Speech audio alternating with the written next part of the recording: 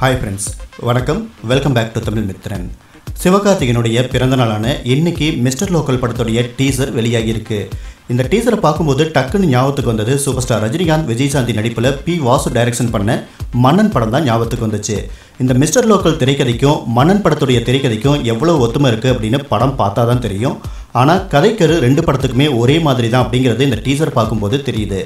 மன்னன் படத்தில் super star சாதாரண லோக்கல் ஆளாக ஒரு தொழிலாளியாக நடிச்சிருப்பாரு.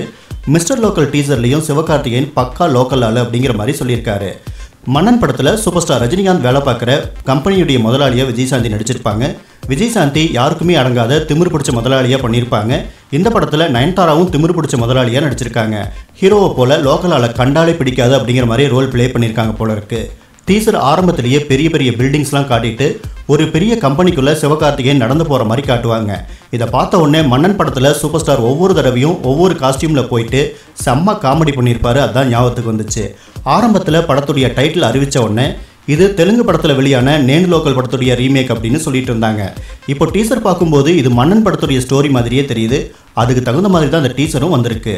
மன்னன் படத்தில் ஹைலைட்டான விஷயங்கள் அப்படின்னு பார்த்தா விஜயசாந்தியுடைய கேரக்டர், அவங்களுடைய நடிப்பு, நம்ம தலைவருடைய ஸ்டைல், காமெடி, ஆக்ஷன், அவர் பேசுகிற டைலாக்ஸ், அப்புறம் கவுண்டமணியோடு சேர்ந்து சூப்பர் ஸ்டார் பண்ணுற செம்ம அலப்பற படத்துடைய பாடல்கள் அத்தனையுமே பக்காவாக அமைஞ்சிருக்கும்.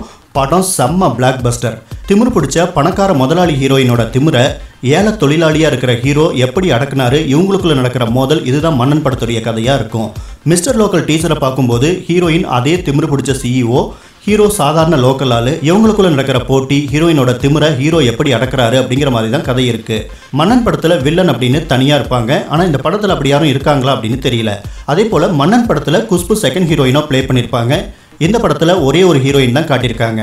இந்த டீசருடைய எண்டில் பார்த்தோம் அப்படின்னா தலைவருடைய ஸ்டைலே கீர்த்தனா அப்படின்னு சிவகார்த்திகேயன் எந்திரன் சிட்டி மாதிரியே சிரிச்சிட்டு பேசுகிற டைலாக் கூட இந்த படம் மன்னன் படத்துடைய கண்டென்ட்டாக இருக்குமோ அப்படின்னு யோசிக்க வைக்குது. நீங்கள் என்ன ஃபீல் பண்ணுறீங்க? இந்த மிஸ்டர் லோக்கல் டீசர் எப்படி இருக்குது? டீசரை பார்த்த உடனே உங்களுக்கு எந்த படம் ஞாபகத்துக்கு வந்துச்சு? உங்களுடைய ஒப்பீனியனை மறக்காமல் ஷேர் பண்ணுங்கள்.